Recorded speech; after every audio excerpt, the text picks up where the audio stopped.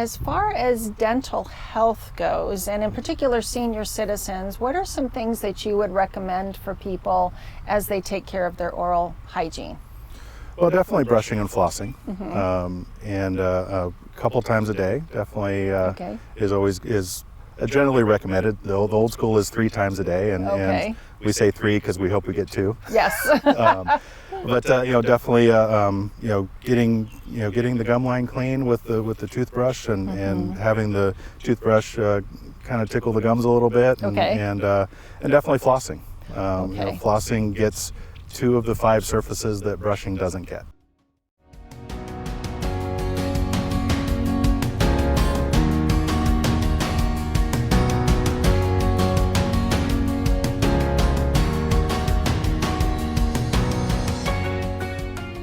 I tell my patients there's an old adage, you only have to floss the ones you want to keep. Which is all of them. Yes.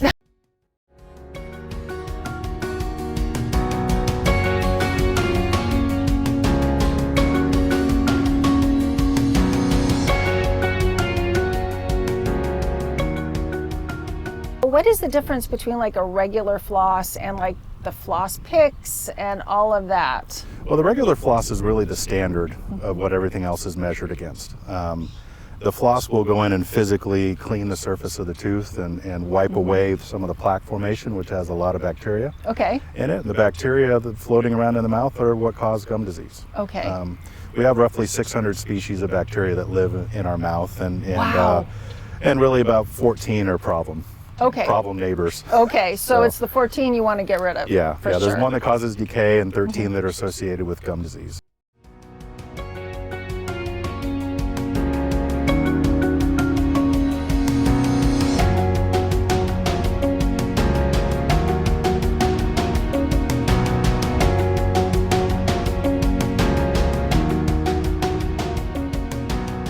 In recent years, we've heard a lot more about oral care and oral health and how it affects the rest of your body. Yes. And is that something that's new, or is it just something we're learning more about? The connections are really kind of coming together, really over the last probably 15, 20 years, and for sure before that, some of the connections were starting to be made. But definitely, we've made specific connections between, I mentioned the 13 different bacteria that are associated with gum disease. We've made connections between specific species and other health issues, cardiac issues, diabetes. There's one that in a high rate of mothers who have premature birth, that they have a higher rate of that bacteria than mothers who have a normal term birth. Wow.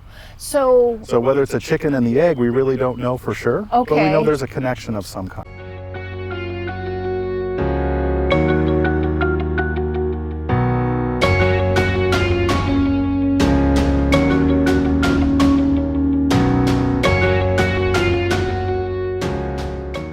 With gum disease, there's always a certain level of inflammation in the gum tissue, so our body is always having an immune response when there's gum disease, in the mouth, and that is only going to take away, immune system troops from elsewhere in the body to deal with other things in regarding to their health. So.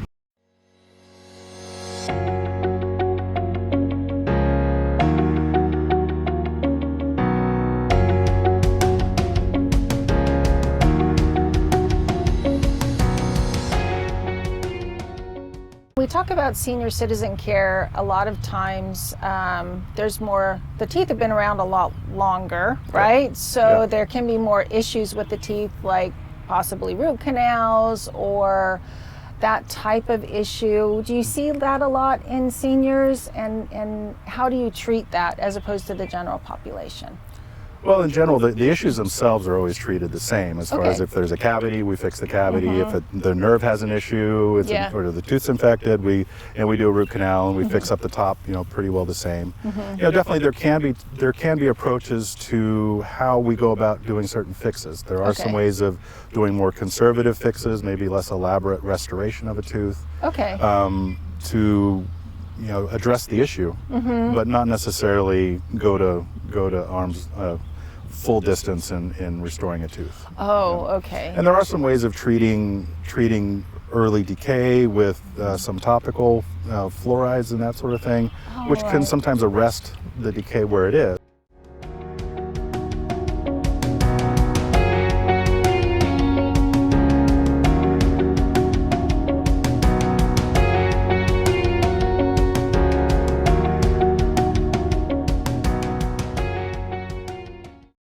there are a lot of seniors that are on, a myriad of different medications, and Yes. unfortunately, 85% roughly of all medications have dry mouth as a side effect. So many times for our seniors, or definitely, people who are younger who have a lot of medications, or definitely there's a lot of allergy sufferers in the area. Oh, that's that right. the dry mouth can really affect how fast decay can happen. Okay.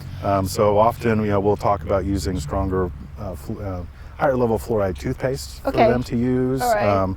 Go over what they're doing at home. Try to improve what they're doing and how they're maintaining their teeth and Okay. keeping things clean, and definitely electric toothbrushes and water picks, and So those do those work. do work. They Okay. do work. They just don't have they're just not the full standard of what floss would be. Okay. But okay. definitely, there are seniors and who have dexterity issues with their hands, and definitely that's where some of these other modalities can work out well. Okay. Definitely, if my feeling is if you can't floss, then do the next best thing. So when we're talking about flossing and taking care of your teeth, there's other tools that people can use as well. How do they interact? Like a water pick maybe, or an electric toothpaste? I did it again. Yeah. Okay. All right. I won't even say that. Okay. So when we talk about oral care and flossing and maybe water picks and other items that can be used to clean your teeth, how can people incorporate that into their daily routine? Well, definitely, in regards to toothbrushes, electric toothbrushes are one that I've very rarely seen anybody start using an electric toothbrush and not see a better result in what they're doing. Okay. My analogy to that is, we don't ride horses so much anymore. We jump in cars and Yes. take a more efficient mode of getting around. So, definitely electric toothbrushes can do well. Sometimes some of the cheaper ones, that you can get at the store, which run off a couple AA batteries. Sometimes those can do pretty good. Okay. But definitely, the higher end ones that are, the Sonicares and Oral-B's, they're definitely kind of the top of the heap in regards to what results we see from them, and how that can improve health.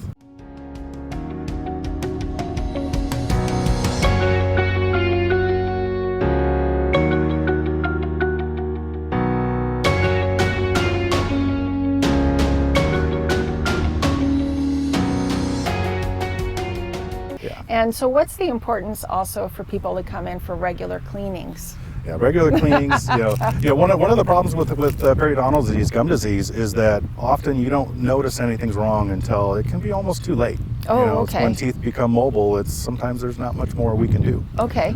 So definitely, a regular exam at least once a year is always great. Okay. And then depending on need, it can be a couple times a year or up to 4 times a year. How often patients should be seen for their cleanings, Okay. depending on the severity of gum disease that they have and what their needs are. Okay. Okay. So depending on the severity, it could be 4 times It could be a yes. year, maybe Yeah. twice a year, Yeah. maybe twice a year.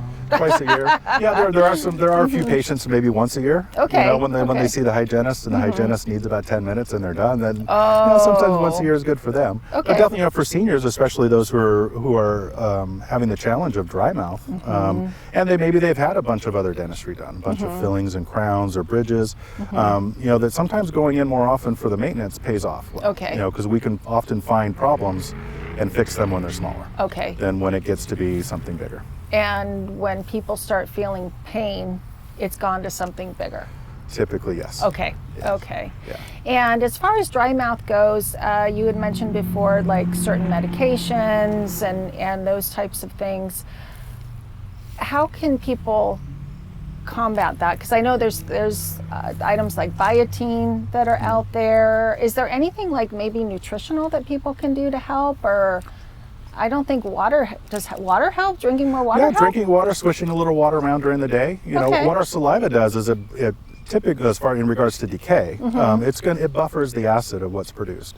Oh, So the okay. bacteria that cause decay, they will eat what we eat. A little bit of the simple sugars that are in our diet become part of their diet, and they digest in about 10 to 15 seconds. It's a little bit wow. of like a proverbial straight pipe of digestion for them. Okay. And they typically excrete a sticky acid, and it's the acid on the tooth over time Okay. is what causes the decay.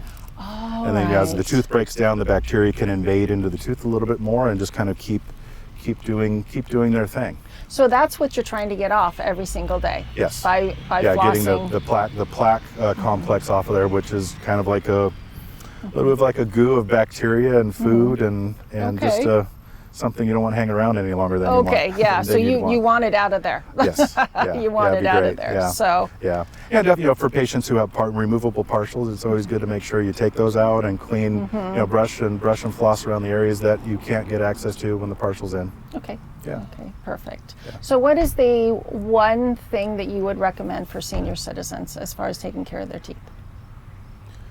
I can say this about everybody, it's floss. It's floss. Definitely as a population, we're in general pretty good about brushing. Okay. But flossing is where it's at, or getting between the teeth if you can't floss. Okay. That's probably the biggest thing.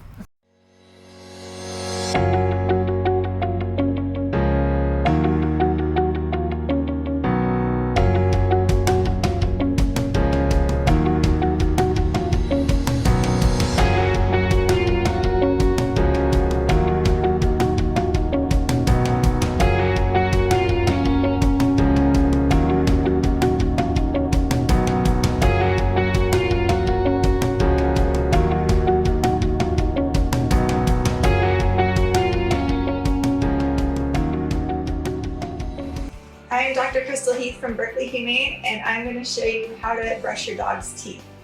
Brushing your dog's teeth is very important because dental disease is one of the #1 problems our companions have. And it's actually very easy to do every day. I just have the CET toothbrush. It's an enzymatic toothpaste that is poultry flavored. And I just put it on a toothbrush, but I could also put it on a Q-tip or my finger. And Annie has beautiful teeth. We're just going to coat the teeth with it. We don't actually have to brush them, but we can. We just want to coat the teeth. She likes it because it tastes good. And it's a positive experience for her because she likes the taste. And we're just going to rub those teeth every day. The best thing to do is to slowly introduce the toothbrush to them with just a good tasty treat like peanut butter. And slowly introduce the toothbrush, and then they learn to like it, and it becomes an easy process.